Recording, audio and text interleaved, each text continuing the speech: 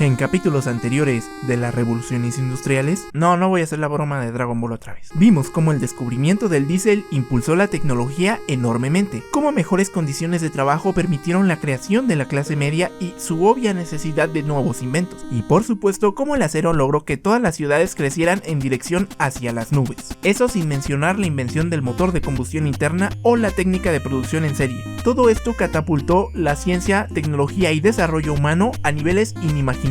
Y la cosa se mantuvo estable hasta más o menos la década de 1900, ya que en ese año ocurrió un pequeñito y minúsculo detalle llamado Primera y Segunda Guerra Mundial. Estos dos eventos pusieron en pausa el impulso tecnológico de las revoluciones industriales para centrarse de lleno en las guerras. Bueno, eso sin contar que durante la Primera y Segunda Guerra millones de personas dejaron sus trabajos por diversas circunstancias. Y de hecho, paradójicamente, precisamente fue en el periodo durante las guerras donde más inventos y descubrimientos científicos hubieron, solo que estos no se vieron reflejados en la sociedad hasta mucho después. Y esto es debido a que todos estos proyectos generalmente se mantenían como ultra secretos.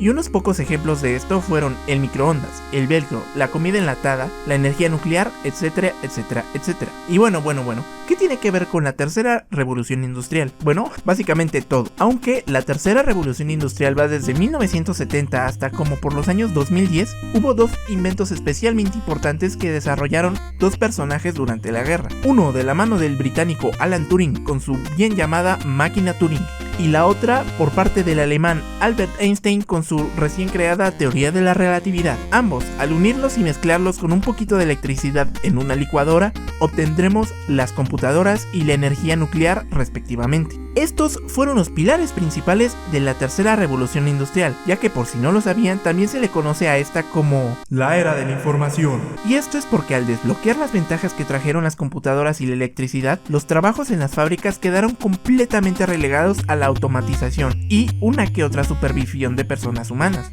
Verán, ¿han visto esos videos de cómo lo hacen? Bueno, pues eso es en lo que se convirtieron la mayoría de las fábricas. Pero aunque los trabajos se automatizaron cada vez más, seguía existiendo gente, y de hecho crecía a un ritmo alarmante. Lo que nos genera la siguiente pregunta: ¿en qué rayos iba a trabajar toda esa gente que ahora no tenía trabajo en las fábricas en las que solía desempeñar su trabajo? Obviamente, nosotros, como parte del futuro, volteamos al pasado y sabemos instintivamente qué pasó como si fuera un juego de niños. Pero en ese entonces no era tan fácil encontrar una solución. Es decir, parecía que todas las ramas de trabajo ya estaban completamente cubiertas, ya sea por maquinaria o por personas haciendo comercio o educando, incluso por personas manejando dicha maquinaria. Y de hecho es aquí donde la era de la información comenzó a tomar un eje de acción. Eso rima. Como dijo Mark Twain una vez, la historia nunca se repite, pero muchas veces rima.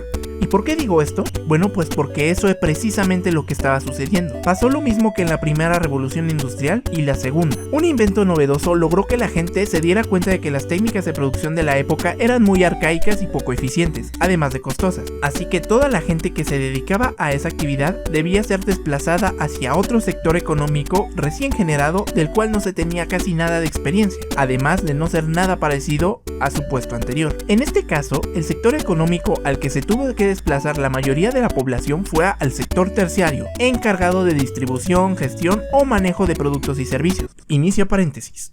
Si no lo recuerdas, vamos a hacer un pequeño repaso de las clases de geografía de primaria. Los sectores económicos de las sociedades se dividen en tres. Está el sector primario, el secundario y el terciario. El primario se encarga de la obtención de materias primas mediante distintas técnicas. Algunos de estos ejemplos son la minería, la agricultura, la pesca, ganadería, tala, entre muchas otras.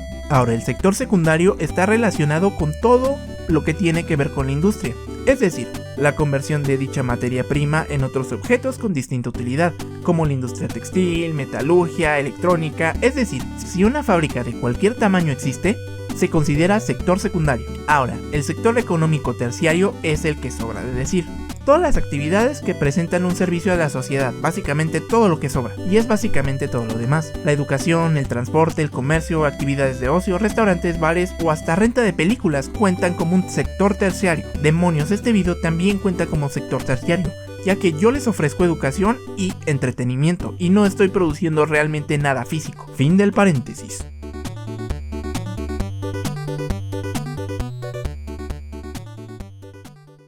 El trabajo de la gente no dependía de las fábricas exclusivamente, sino que, como vimos en el paréntesis, deben valerse de otras habilidades aprendidas en la escuela. De hecho, aquí es precisamente donde la educación pasa de ser un privilegio a algo necesario para siquiera subsistir en un buen trabajo. Gracias a las computadoras, algunas de estas personas podían dedicarse a trabajos de oficinas administrando los trabajos para las empresas que trabajaban.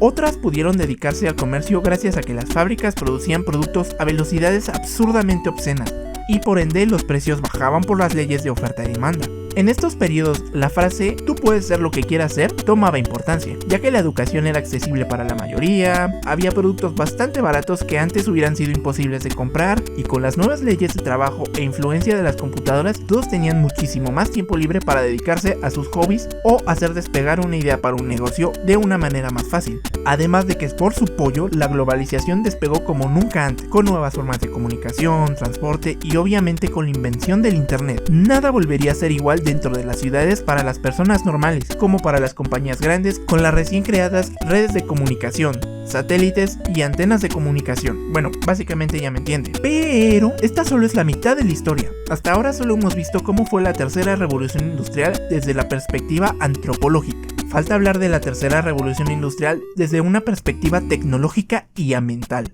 Sí, me refiero a la energía nuclear y los cambios de jerarquía en la forma y obtención de energía eléctrica. Verán, para los años 60 la electricidad estaba prácticamente en todos los hogares del mundo y dejar de usarla definitivamente no era ninguna opción. La cosa es que recientes estudios que se habían hecho en esos entonces habían descubierto que el daño que le habíamos causado a la Tierra desde la primera revolución industrial se estaba agravando. Hablo de la quema de carbón sin misericordia, el pobre manejo de desperdicios que existían en las fábricas en esos entonces y en los siglos anteriores, y por supuesto el descubrimiento de los combustibles fósiles y bombas nucleares empeoraron todo 1000 veces más. Decidieron centrar sus recursos en formas de energía más limpias y obviamente menos contaminantes, además de distribuir la electricidad de forma más eficiente y disminuir las pérdidas al mínimo. Fue así que, utilizando el mismo recurso que en 1945 produjo uno de los ataques más devastadores y aterradores de toda la historia, lograron crear la energía nuclear. Al canalizar ese poder y controlarlo con múltiples barreras de seguridad, lograron utilizar satisfactoriamente el calor generado de la descomposición atómica de los elementos radioactivos para crear electricidad, solo que esta no es precisamente la forma de obtener energía de manera definitiva.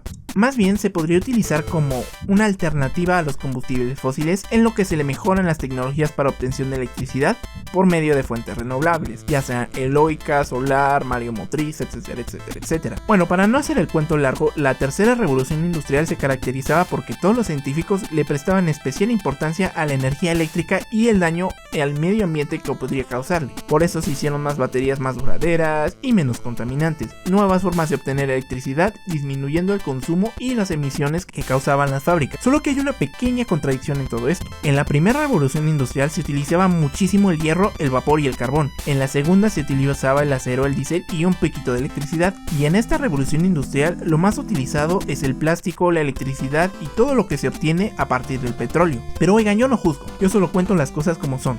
Bueno, donde sí voy a juzgar es en la cuarta revolución industrial, pero mejor dejemos esa historia para otra ocasión. Pero bueno, me despediré. ¿Qué te pareció? ¿Tienes otro dato de la tercera revolución industrial que te gustaría saber o que no me has dicho? Deja tu opinión en los comentarios. Pero bueno, eso es todo. Y por mi parte, ¡adiós!